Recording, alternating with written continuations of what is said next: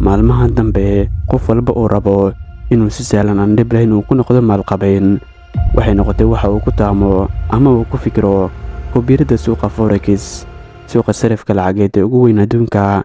waxaa soo baxay dhalinyaro ka samaysay malaayiin dollar iyo kuwa dadka ku buurinaya inay lacagooda u dhiibtaan si ay ugu shaqeeyaan suuqan uguna helaan faa'iido cayiman waxaa ka taajiray boqolaal halka kumanaan kalena ay ku hantibeeleen kuna hungoobeen haddaba suuqa loo yaqaana forex muxuu yahay sidee buu u shaqeeyaa sama laga samayn karaa hantida khiyaaliga ah ay noo sheegayaan dadka ka shaqeeya muuqaalkeena maanta daawadayaal waxaynu jawaab ugu raadin doonaa su'aalaha ka guuxiya maankeena ee ku aadan suuqan magacaygu waa diini xuseen shacab halkani waa kanalka iftiinka kusoo dhawaada daawadayaal muuqaalkeena maanta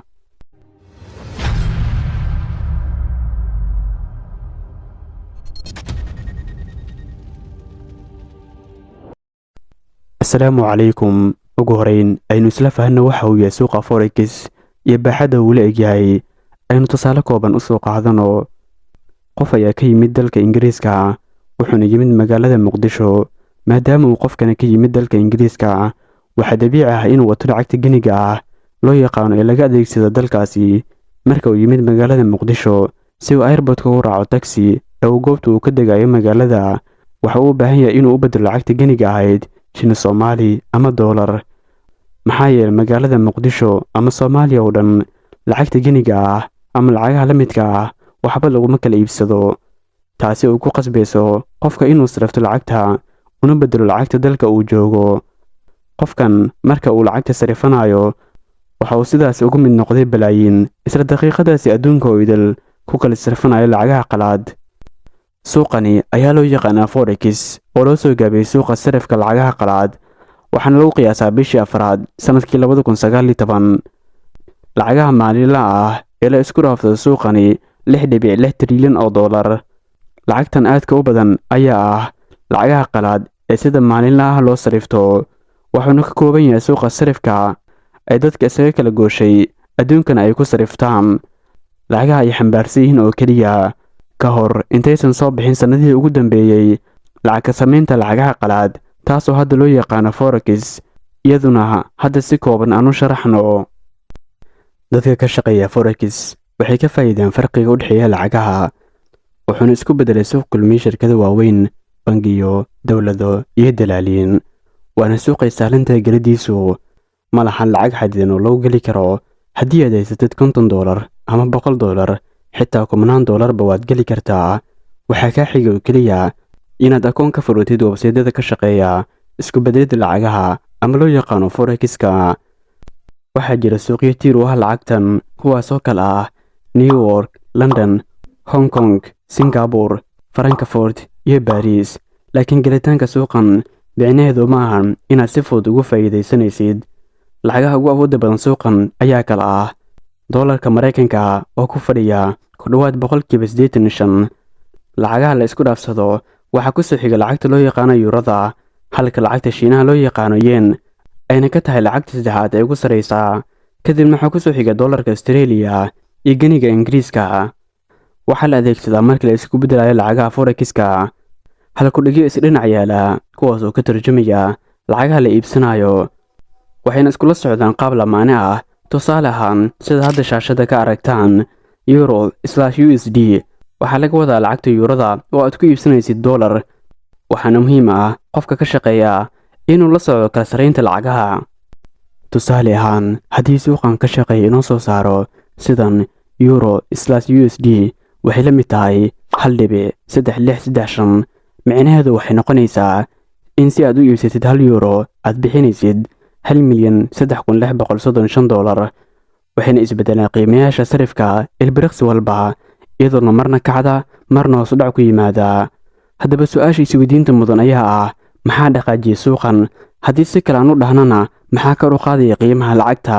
marna hoos u dhigaya ugu horeyn waxaynu u baahannahay inaynu fahanno inay lacagtu tahay sida badeeco qiimo leh marka la joogo forex waxaynu ku naqaanaa badeecada in mar walba uu kabco dalabkeedu oo sidoo kalena kordha qiimaheedu marka uu yiraahdo dalabkeeduna hoos u dhacayo qiimaheedu waana waxa jaangooya faa'iidada iyo khasaaraha ganacsiga forex-ka waxaan soo sheegnay inay lacagta forex ku soo baxdo qaab lamaane ah oo laba lacagood isbarbar yaala sida euro/USD.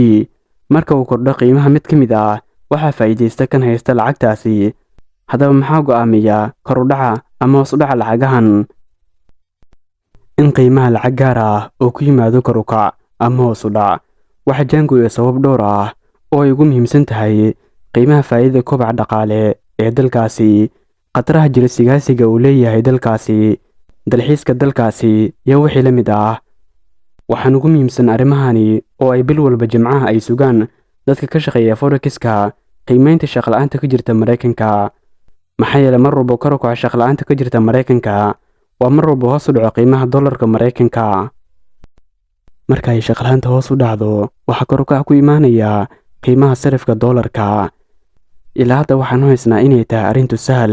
keliya waxaan u baahanahay kombiyuutar ama telefoon iyo qad internet iyo xoogaa lacag ah. laakiin xaqiiqadu daawade sidaa way ka dheer tahay. sidaan dhammaanteen wada ogsoonnahay, gelidda ganacsi nooc walba uu yahay waxa ku lifaaqan khasaariyo faa'iidaba. ma jiro qof intuu ganacsi bilaabo dhihi karo waan hubaa inaan faa'iidayo ganacsigaasi. waxuuna ka mid yahay forex-ku ganacsiyada marka la eego ay sarreyso khatarta khasaarihiisu. marka aad gelayso suuqan waxaad u baahan tahay inaad tahay qof aqoon buuxda u leh, horeyna waqti u geliyay naftiisa si aad u barato dhammaan siraha daasoon ee uu leeyahay suuqan. marka horena gashamaankaaga inaad lacag badan khasaaraysid si aad u noqdid qof khibrad yeesha oo si hoos u fahma suuqan. haddii aynu intaa kaga imaano xogta suuqa forex, waxaa jira dad isweydiin karaa muxuu yahay xukunka suuqan marka la eego shuruucda diinteena.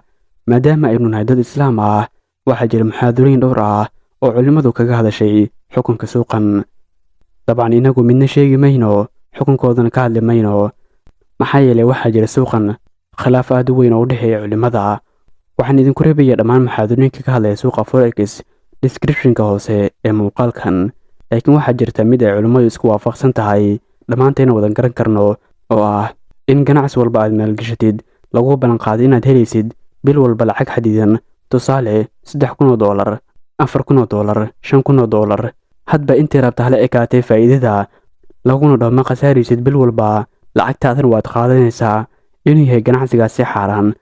diinteennana reebtay. maahan waxaan anigu idhi, balse waa siday culimmadu isku waafaqsan tahay. muuqaalkan soo socda ayaad ku arki doontaa. sababtu waxa weeye ganacsi shay sidiisaba shay ganacsiga oo wax go-an lagu siinayo, raasamaalkaagiina uu madmuun yahay oo dhib soo gaadhayo oo markaad u baahata aada helayso, wax xaaraan bilijmaac. wax go-an ganacsiga shareecada aynu taqaano waxa weeye inaad marna wax yar hesho, marna wax badan hesho, mar aad khasaarto, leanna waxay ku xidhan tahay maxaa soo bixi doono oon la garanayn. sidoo kale lacagta raasumaalka ah ee aad keensan kartid si aad ugu maalgashatid suuqan oo lagu ballanqaado inaadan khasaaraynin oo adigoo sideedii ah xilligaad rabtidna aad ceshan kartid.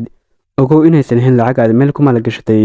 balse ay u dhiganto sidii deyn aad deemisay qofkaasi. maxaa yeelay raasumaalka ah meel lagu maalgashto waxaa caado ah inuu kordhi karo ama khasaari karo oo aad wax dhanba waayi kartid. haddii sida aan sheegno lagu ballanqaado in lacagta aad ku maalgashatay suuqan aadan khasaari doonin oo iyadoo inteedii aad dib u ceshan kartid, ogow iyadan inay noqonayso